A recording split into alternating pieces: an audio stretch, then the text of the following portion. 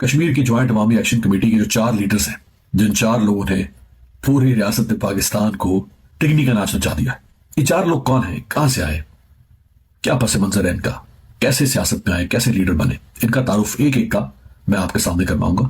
سب سے پہلے شوکت نواز میر۔ کشمیر میں اخبارات کی ڈسٹریبیوشن کا جو سب سے پہلا کاروبار تھا وہ شوکت نواز میر کے والد نے شروع کیا تھا، اور جتنے بھی اخبارات تھے ان کی جو ڈسٹریبیوشن ہے وہ ان کے والد کے پاس ہی موجود تھی۔ شوکت نواز میر کے والد اخبارات کی ڈسٹریبیوشن سے منسلک ہونے کی وجہ سے وہ صحافت میں نہیں آئے، کیونکہ جو ڈسٹریبیوٹر ہوتا ہے اخبار کا اس کی یہ مورلی ایتھیکلی ہے کہ وہ صحافت میں نہیں آتا، بلکہ وہ سیاست میں گئے اور مسلم کانفرنس اور سردار عبدالقیوم وغیرہ کے بڑے حامی تھے۔ جب ان کے والد کا انتقال ہوا تو پھر وہ کاروبار شوکت نواز میر نے سنبھال لیا، اور اس کے ساتھ ساتھ انہوں نے کتابوں کا اور اسٹیشنری کا کاروبار بھی شروع کیا۔ تو وہ ایک تاجر ہیں شوکت نواز میر۔ جب وہ تاجر بنے تو پھر وہ جو تاجروں کی سیاست ہے اس میں ایکٹیو ہو گئے۔ انہوں نے تاجروں کے ساتھ مل کر 1 شاپ 1 ووٹ کے تحت الیکشن کروائے، اس میں حصہ لیا، وہ الیکشن انہوں نے جیتا۔ وہاں سے ان کا جو تعارف ہے وہ مظفر آباد سے نکل کر پورے کشمیر میں پھیل گیا۔ پھر 2021-2022 کے دوران وہ کشمیر میں بڑھتی ہوئی مہنگائی، آٹے کی قیمتوں اور بجلی کے بھاری بلوں کے خلاف انہوں نے ایک نعرہ لگایا، سستا آٹا سستی بجلی۔ اس نعرے کے ساتھ وہ سامنے آئے۔ وقت کے ساتھ ساتھ ان کی یہ تحریک پاپولر ہوتی گئی، عوامی سطح پر اس کو مقبولیت ملتی گئی۔ اسی دوران پھر جوائنٹ ایکشن کمیٹی قائم ہوئی، پہلے یہ نہیں ہوتی تھی، یہ ابھی چند سال پہلے بنی، اور اس میں پھر شوکت نواز میر ایک پرومیننٹ فیس بن گئے۔ دوسرا کردار ہے سردار عمر نذیر۔ ان کا اصل نام ہے سردار عمر نذیر۔ عمر نذیر کشمیری بھی کہتے ہیں ان کو، لیکن جو اصل ان کا نام ہے وہ سردار عمر نذیر ہے۔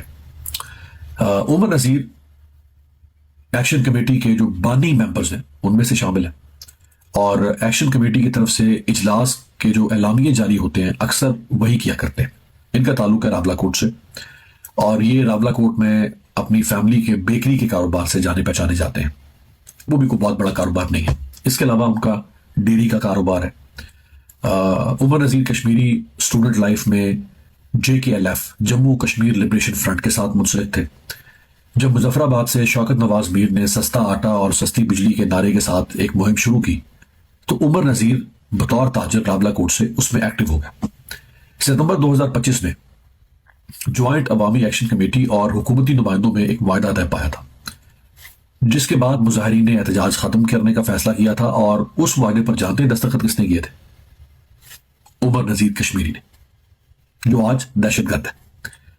ایکشن کمیٹی کی طرف سے 9 جون کے لانگ مارچ کے اعلان کے بعد جو تشدد کا پہلا واقعہ پیش آیا وہ عمر نذیر ہی کے ساتھ آیا، جب وہ اپنے کچھ ساتھیوں کے ساتھ راولا کوٹ سے واپس آ رہے تھے تو اس دوران مبینہ طور پر ان کی گاڑی پر فائرنگ ہوئی، اور اس فائرنگ سے ان کا ایک قریبی ساتھی شاہ زیب مارا گیا، خود عمر نذیر زخمی ہوئے۔ یہ پہلا واقعہ اس تحریک کا۔ انتہائی جو وانٹڈ لسٹ ہے اس میں تیسرا نام ہے سردار امان کا، چوتھا نام ہے خواجہ مہران ارشد کا۔ دونوں میں ایک بات کامن ہے، اور وہ یہ کہ دونوں چند سال پہلے تک جموں کشمیر لبریشن فرنٹ، جو کہ ایک کشمیر کی تنظیم ہے، اس کے اسٹوڈنٹ ونگ میں ایکٹیو تھے، اور ان کی جو اصل پہچان ہے وہ اسٹوڈنٹ پالیٹکس سے ہی بنی۔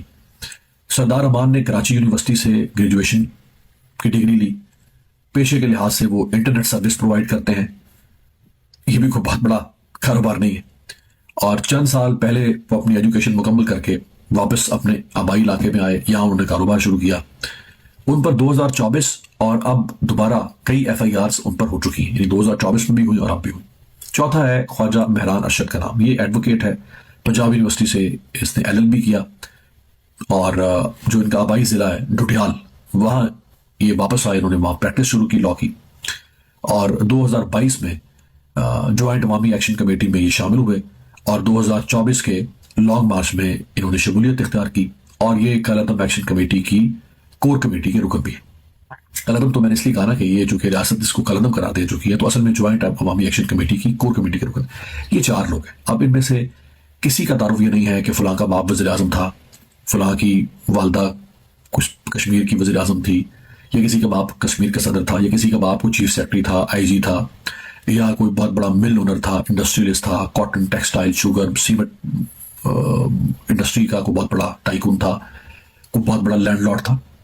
یہ 4 لوگ انتہائی ہمبل بیک گراؤنڈ سے اٹھے، اور اس وقت یہ لوگوں کے اصل لیڈر یہ بن چکے ہیں۔